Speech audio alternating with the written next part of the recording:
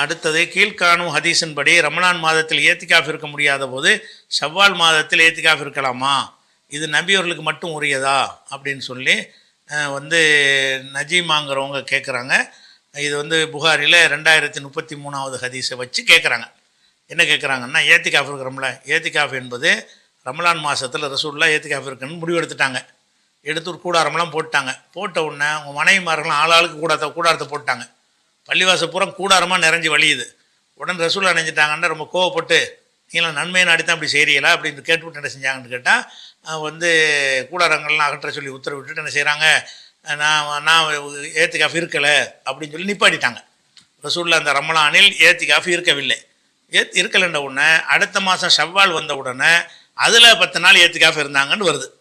அப்போ ரமலானில் ஏத்திகாஃபை தவற விட்டு விட்டால் ஷவ்வாலில் இருக்கலாம் என்று இந்த ஹதீஸை எடுக்க முடியும், பொதுவாக எடுக்கக்கூடாது. அதாவது நீங்கள் வந்து ரமலானில் ஏத்திகாஃப் இருக்கிற எண்ணமே உங்களுக்கு கிடையாது. நீங்கள் வாட்டு சும்மா இருந்துவிட்டு ஷவ்வாலில் வந்துக்கிட்டு நம்ம ரமலானில் ஏத்திகாஃப் இருக்கலை இப்போ இருப்போமே செய்யக்கூடாது.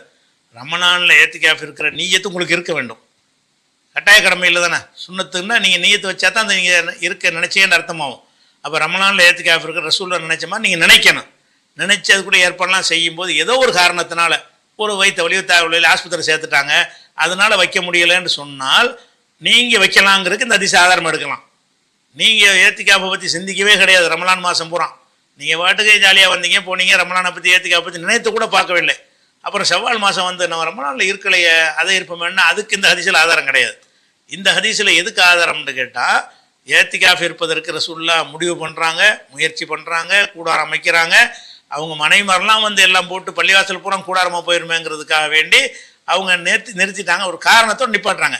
அப்போ ஏத்திகாஃப் இருக்கணும் என்று நினைத்து ஒரு மார்க்கம் சொல்லக்கூடிய ஒரு காரணத்துக்காக வேண்டி நீங்கள் நிப்பாட்டி இருந்தால் அந்த ஏத்திகாஃபை நீங்கள் என்ன செய்யலாம், வேறு நாட்டில் வைக்கலாம் என்று முடிவெடுக்க இந்த ஹதீஸ் ஆதாரமாக இருக்குது.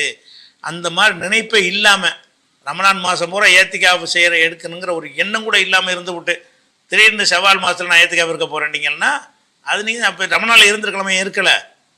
ரசூலுல்லாஹ் இருக்கலைன்னா ரீசனோடு ரீசன்னால இல்லாமல் விட்டுருக்குறாங்க. உங்களுக்கு எந்த ரீசன் இருக்குது, ஒரு ரீசனும் இல்லை. அப்போ நீங்கள் இருக்கிறதுக்கு இந்த ஹதீஸை ஆதாரமாக காட்ட இயலாது, மற்றவங்க செய்யலாம், அந்த மாதிரி உள்ளவங்களாக இருந்து செய்யலாம்.